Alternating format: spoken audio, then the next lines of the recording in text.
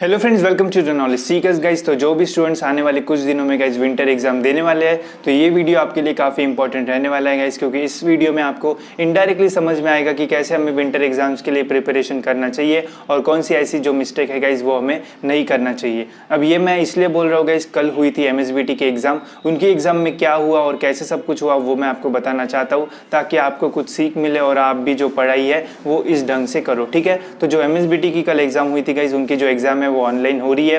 40 question है, उसमें से 30 क्वेश्चन सॉल्व करना है। 1 आवर का जो टाइम है गाइस वो उनको दिया गया है। ठीक है, बट कल जब एग्जाम हुई तो बहुत सारे स्टूडेंट्स का ये था गाइस कि जब हम सर्च कर रहे थे क्वेश्चंस तो गूगल पे नहीं मिल रहे थे, ऐसा था।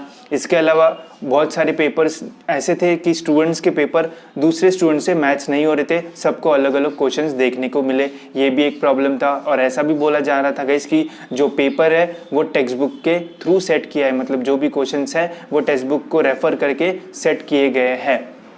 तो इसलिए गाइज जब कोई भी स्टूडेंट गूगल पे सर्च कर रहा था तो जल्दी से जो क्वेश्चन के आंसर है गाइज वो नहीं मिल रहे थे। तो इसके वजह से बहुत सारे स्टूडेंट्स को लगा कि जो पेपर है वो काफ़ी हार्ड है, और इसके वजह से बहुत सारे स्टूडेंट्स को टेंशन भी आया होगा। ठीक है, तो यही गाइज मैं आपको बोलना चाहता हूँ कि आप भी ऐसे मिस्टेक मत करना, क्योंकि अभी जैसे देखा जा रहा है कि जो भी क्वेश्चन आ रहे हैं वो टेक्स्ट बुक से आ रहे हैं। तो अगर आप विंटर सेमेस्टर के लिए पढ़ाई कर रहे हो या फिर प्रिपरेशन कर रहे हो, तो आप बस वेबसाइट पे या फिर MCQ के जो भी मतलब वेबसाइट है वहाँ पे जब हमें वेबसाइट मिलते हैं तो उसकी प्रैक्टिस मत करो। जैसे मैंने पहले भी आपको बोला था कि अगर आप MCQs के लिए प्रिपरेशन करना चाहते हो तो आपकी जो टेक्स्ट बुक है गाइज उसको रेफर करिए, क्योंकि जो भी क्वेश्चन बनेंगे गाइज आपके सिलेबस के अंदर से ही बनेंगे, और हमारा जो टेक्स्ट बुक रहता है गाइज उसमें सारा जो सिलेबस है वो कवर किया जाता है। ठीक है, तो अगर आप पूरे टेक्स्ट बुक को रेफर करते हो और उसमें से भी गाइज अगर आप और अच्छे से पढ़ाई करते हो तो आपको पता चल जाएगा कि इस टेक्स्ट बुक में कौन से चैप्टर में या फिर कौन से यूनिट में कितने इंपॉर्टेंट पॉइंट्स है। अगर आप उनको हाईलाइट करते हो और आगे के लिए रखते हो गाइस तो आपको वो एग्जाम के टाइम काम भी आ सकता है। क्यों? क्योंकि कभी कभी क्वेश्चन कैसे आ जाते हैं गाइस कि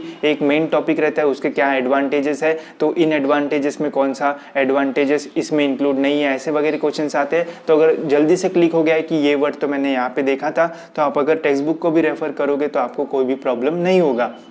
बट इसके लिए सबसे इम्पॉर्टेंट है कि आपको पता रहना चाहिए कि टॉपिक्स कौन से कहाँ पे है। नहीं तो इतनी बड़ी टेक्स्ट बुक रहती है और एक क्वेश्चन को अगर आप सर्च करने जाओगे तो ऑलमोस्ट बहुत सारा जो आपका टाइम है गाइस वो चला जाएगा। ठीक है, तो हमें यही मिस्टेक नहीं करना है कि हमें बस टेक्स्ट बुक को ही पढ़ना है। टेक्स्ट बुक को अगर टेक्स्ट बुक को ही पढ़ोगे तो आपका कुछ भी मतलब लॉस नहीं होगा, बट अगर आप टेक्स्ट बुक को छोड़ के बाकी सब कुछ पढ़ोगे तो फिर आपको टेंशन लेने की ज़रूरत पड़ सकती है। क्यों? क्योंकि अभी जैसे हमें MSBT के एग्ज़ाम में देखने को मिल रहा है कि जो ऑनलाइन है वो भी क्वेश्चन के आंसर नहीं मिल रहे, जो अदर वेबसाइट्स है वहाँ पे भी जो क्वेश्चन के आंसर्स है गाइज वो नहीं मिल रहे, बट जो टेक्स्ट बुक है वहाँ पे आपको आंसर्स मिल जाएंगे। और बहुत सारे लोगों ने ये भी बोला है कि अगर आप टेक्स्ट बुक को अच्छे से पढ़ते हो तो आप आउट ऑफ आउट भी स्कोर कर सकते हो इन MSBT exam. But same guys हमारे लिए भी अप्लाई हो सकता है, क्योंकि टेक्स्ट बुक से ही सब कुछ आएगा, क्योंकि सिलेबस तो वही रहेगा। अगर आप थॉरोली सब कुछ पढ़ते हो तो आपके लिए सही रहेगा। ठीक है, इसके अलावा अगर सब कुछ नहीं भी पढ़ना हो रहा है तो मैं आपको ये बोलूँगा कि जो प्रीवियस ईयर के पेपर्स वगैरह होते हैं तो उसमें जो 5-5 या फिर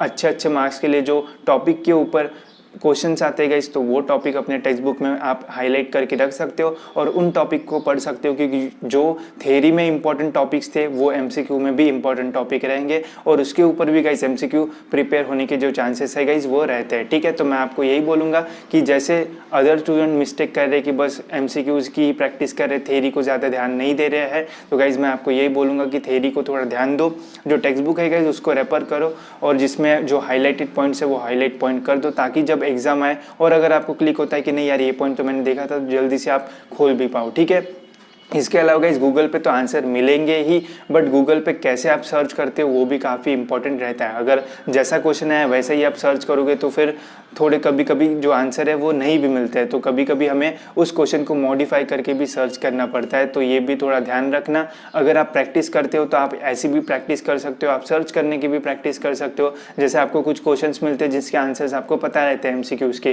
तो आप उनको सर्च करके देखो कि ऐसा सर्च किया तो आंसर मिल रहा है, या फिर इसको उल्टा करके या फिर बीच में से काट के अगर मैं सर्च कर रहा हूँ तो क्या मुझे आंसर मिल रहा है, तो आप इसकी भी प्रैक्टिस कर सकते हो। ठीक है, बट सबसे जो इंपॉर्टेंट है गाइस जो आपकी टेक्स्ट बुक है उसको पढ़ना शुरू कर दो, जो भी इंपॉर्टेंट पॉइंट्स है उसको हाईलाइट करो, क्योंकि वो पॉइंट्स आपको कभी भी काम आएंगे। अगर नहीं भी आए तो आपका जो नॉलेज है वो भी बढ़ेगा और आपको पता रहेगा कि इस टेक्स्ट बुक में कौन से कंटेंट है और मैंने थर्ड सेमेस्टर में क्या क्या पढ़ा। ठीक है, अगर आपके काम में नहीं आएगा तब भी आपका नॉलेज बढ़ेगा, और अगर आपका काम आता है तो आपका जो गाइज पेपर है वो काफ़ी अच्छा जाएगा और आपको जो मार्क्स है गाइज वो भी काफ़ी अच्छे मिलेंगे। तो जो दूसरे गलती कर रहे गाइज, हमें गलती वो नहीं करना है। जो टेक्स्ट बुक वगैरह गाइज उसको भी रेफर करिए, जो अदर वेबसाइट है जहाँ पे MCQs मिल रहा है उसको भी रेफर करिए, बट टेक्स्ट बुक को थोड़ा ज़्यादा इंपॉर्टेंस दीजिए क्योंकि जो सिलेबस है उसके ऊपर ही जो MCQs है गाइज वो बनेंगे। ठीक है, इसके अलावा गाइज अगर कोई भी अपडेट आता है या फिर क्या हमें क्वेश्चन बैंक वगैरह मिलेगा, इसके ऊपर कोई भी अपडेट आता है तो मैं आपको जरूर अपडेट कर दूंगा। तो इस वीडियो में इतना ही गाइज, होप सो आपको वीडियो इंटरेस्टिंग और इन्फॉर्मेटिव लगा होगा। अगर आपने अभी तक इस चैनल को सब्सक्राइब नहीं किया है तो जरूर सब्सक्राइब कर लीजिए और बेल आइकन को भी क्लिक कर देना ताकि जब भी मैं वीडियो डालूँ तो आपको नोटिफिकेशंस के थ्रू अपडेट्स मिलते रहे।